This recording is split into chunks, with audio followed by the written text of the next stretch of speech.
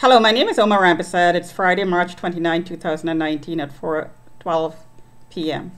So the fourth attempt at doing this video. My system crashed all three times before. Um, so I tweeted a bunch of tweets on ROSHINI911 about the van in the loading dock carrying on, or the occupants, drivers, carrying on conversations with the worker about the targeting program involving myself. And they were talking about the most recent occurrences. So there seemed to be a closure of a contract by Carlos and the Portuguese team. And I was flagged again by the neighbors. The file is reopened because there are some new envelopes because of the new flags. I'm not quite sure what I'm flagged for. I heard walking back and forth. There are a lot of claims being made by various informants who take me out of the system for the person who did, and they all have claims based on lies of things that I was supposed to do. I'm not quite sure what they are, all of them. I hear about some of them, like I stole things. I was rolling around on the floor by the sister-in-law. I was doing my yoga, as I do at home. I kept the door open while I was sleeping. The room is about 40 degrees in summertime, time when I was there. There's no air conditioning and there's no windows. So, and it's a pretty small room, very close to the street. So I would leave the door slightly open while I slept. And they slept downstairs. So of course I wasn't intending to expose myself to anyone. And normally nobody would come to my brother wouldn't come to the room if he knows I'm in there, whether the door is open or not. And the door is slightly ajar, so if I'm on the bed, it's not visible if the door is slightly ajar at an angle. So these are all lies. If my sister-in-law is saying things like, oh, I was walking around exposing myself, then these are lies, out and out lies. The one time I heard she found me in the nude, in the basement, on the scale, taking my weight. Just before I went into the shower, she turned it around, I heard, and said I was walking around naked in the house. The shower is about 10 feet away from a completely enclosed room in which the scale was in. There was no windows in the basement. And the lights were very, very dim. So this is some examples of the exaggerations and the out-and-out lies told, where simple everyday occurrences are taken and twisted and are made to look like it's criminal, or it's weird, or it has a sexual connotation to it, to sexualize you. Out-and-out lies, out-and-out lies. This is being done in this building by neighbors, by other people in the building, workers, cleaners, members of the management team, past ones as well, because it's ongoing, at least 10 years now that I know of. So the conversation outside the window, just to come back to that, was the updating of what happened recently. The contract was closed by Carlos. He had the contract for a number of years. He was the real master, the manager, and he anointed me, and I was his queen. And he selected me, and my name is back on the list, and all this sort of nonsense. And some of the things I was flagged for, walking back and forth. This is all the part of the conversation with these people in the van. So there seemed to be a new contract in place, and Rick now is the new manager. Rick is, I'm suspecting, the black man at Give and Go who harassed me and joined me, I heard, No disclosure, I had absolutely nothing to do with Rick. Absolutely nothing to do with Rick. He harassed me around my desk. I heard he had joined me.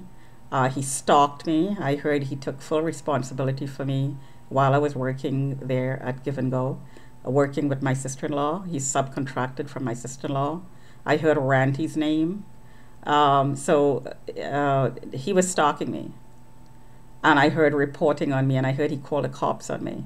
I also heard he outsourced his monitoring to other people that was working there. People who had their names on the account, people who said I was stalking them when they were stalking me, people who said I solicited them when they were trying to solicit me because there were new seeds, people who were getting a link and a password sold by Chinese traffickers in the Scarborough area to access women like myself and other women who've spoken out about this inside of their home and remotely rape them. Rape their minds, their bodies, and between their legs with remote technologies that I demonstrated with signals that is detected with the detector set on high. The power of the signals that triggers the alarm is set on a high power level, meant to cause pain. So this is what was being said outside the window. I wouldn't know about the contents of the conversation if I didn't hear it, and if it wasn't being talked about. It's not in my head. And of course, if it's true, then obviously it is being talked about, because there's no other way I would know about it. This is, as I said, ongoing. So it started, I should say, I became aware of this pattern in retrospect, mostly, that in a company I worked for at Triavest, where I heard with through harassing comments that Chandra Raman signed me out because I was flagged by somebody in the building, and to monitor me because I was flagged, because the city, the cops, were monitoring me. So the monitoring was being outsourced. So Chandra Raman took me out to monitor me in the workplace. This was never disclosed to me, so I was being illegally surveilled. Then she signed me back in. So she gave me to my manager, who was Badr Nizar. Then they signed me back in. Then they took me back out. I heard Badr Nizar took me back out, and he became a steward of myself and my estate. No disclosure. This is while I'm working as a property accountant, managing the accounting cycle, full cycle accounting, and financial statements and analysis and budgeting for 35 separate sets of books. And I was signed in, predicated to be a prostitute and mentally ill. I heard I was signed in by somebody in this building prior to that as somebody who could be mentally ill. So I was flagged under the Mental Health Act because there were warrants under the Mental Health Act that was never served 3 times. So it opened me up to be taken advantage of this way by people in the workplace. So after that, every other company did exactly the same thing, because the flag, I heard I was flagged for a year or 6 months or whatever it was, but the flag kept going back on to the system for whatever reason, new reasons. Stealing, stalking, progressively, artificially criminalizing me, using this loophole in the system under the Mental Health Act, and registering me back. And I heard my sister-in-law registered me back into the system after Badr Nizar transferred me into, or transferred me to my family. My sister-in-law, I heard, who registered me back with the report that was generated about me. So then the cops had to investigate me. I was never told about this process. I was never questioned as a result of any of these reports. I heard I was investigated in the Scarborough area as a prostitute more than once. This defames me, because in public side, I'm not a prostitute. Why would the cops knock on your door and say, show a picture in a pamphlet of a profile, or maybe maybe a drawn profile or a picture, asking, "Have you seen this woman around?" Well, of course they'll see me around. I've been living in the area for almost 20 years, and I walk all the time. I'm a walker, so of course they'd be seeing me around. But if you have somebody, I mean, if the cops knocked on my door and showed me a picture of a person and asked me, "Well, have you seen this person around? We think this person is a drug addict."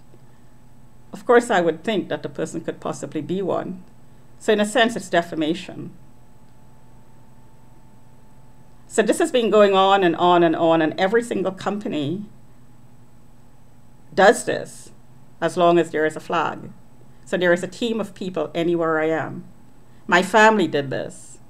But what's fascinating about this is the person who signs me out contracts and subcontracts and subcontract. So just about anybody could follow you around working with this person who has the receipt.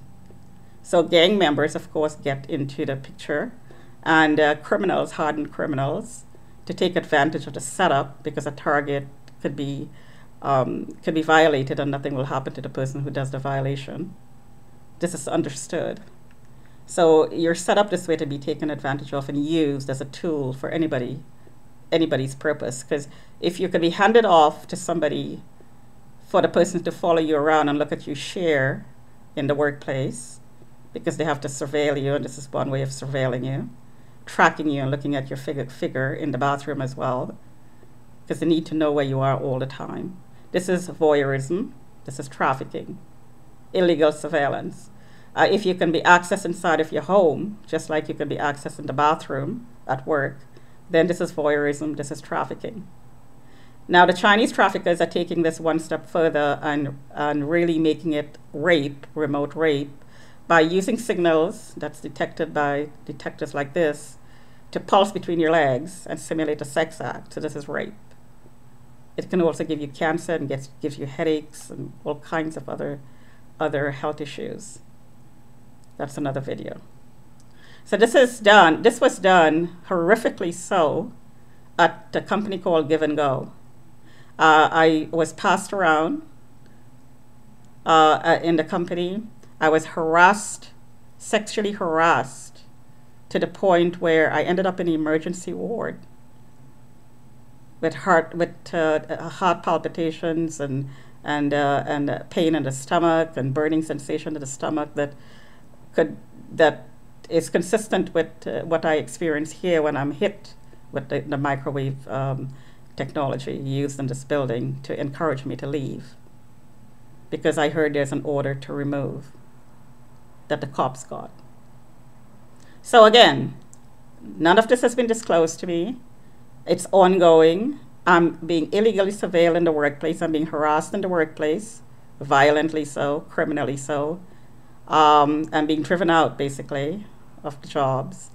And the trafficking is done by the person who signed me out choosing people and companies who put their name on the list, waiting to hire people like me who are on this targeting list, so they can take advantage of them.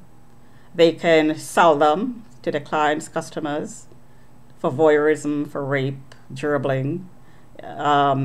They can, for stalking, for pleasure, basically, to use you for as a toy, a sex toy, for their clients, to grow their business, as a motivator to their clients. This is one way to be used. So the person who signs you out manages this process of selling to people in the workplaces, managers who wait to hire people on the list, like myself, who are all registered up with all sorts of suspected criminal activity that's not true, artificially criminalized, defamed, reputation down the drain. And then if they call the cops, knowing that if they call the cops are going to come by and do whatever. It's really up to the person who shows up. Some policemen will know what's going on and decide not to take part, and they will not show up. Some might be paid off to do whatever they ask to do. And they will take you in, and as they did the last time, I almost died twice in custody in 22 hours. Tried to kill me, basically. Because I'm a target. I was treated that way because I'm a target. I was arraigned the way I was arraigned because I was a target. I am a target. So if a dirty cop show up at somebody's a request by calling the cops, asking for a pickup, and the dirty cop take the call, they will show up and try to kill me once more. So this is ongoing. This is why I'm speaking out. I'm scared out of my mind that some dirty cop will show up, or somebody will call the ambulance and say, oh my God, I think she's trying to kill herself. And based on what that's on file about me, in the public arena about me, they will come at my door, break the door down and drag me out. The cops are not my friends. The cops who are infiltrated are not my friends. The cops are not going to help me. So there's, so I have reason to be afraid of the calls that are made based on lies. So this is why I'm speaking out. There is no other way to keep myself safe. This is why I'm speaking out. I have to. I have no other choice. Absolutely no other choice. I called 911. I was harassed by 2 Muslim women calling me a whore and a prostitute. I got charged. I have absolutely no recourse but to do what I'm doing right now. It's not being vexatious. It's not being vindictive. The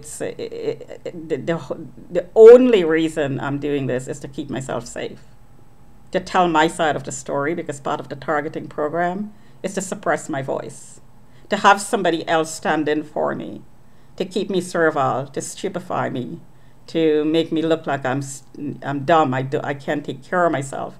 I'm dirty. I'm stinking. I'm fat. I'm ugly. Whatever it is they're saying to degrade me.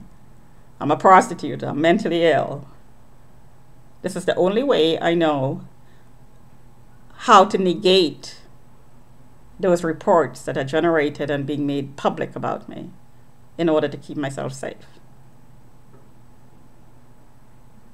And the companies who are taking part in this is really taking part in a sex slave operation. I'm looking for work again, and then the same setup is being put in place. I heard I'm registered up with something 3 times, flagged 3 times, so I'm jail baited for whatever it is I'm registered up with. And then I'm going to be placed, the person on the file with the name on my account will place me in the job, and the person he's working with will monitor me for him or her. He's going to work with the cops, and somehow they're going to get me charged or have me pulled out of the workplace to get a mental evaluation. This was tried over and over and over and over and over again. Give and go being the worst situation that I've experienced so far.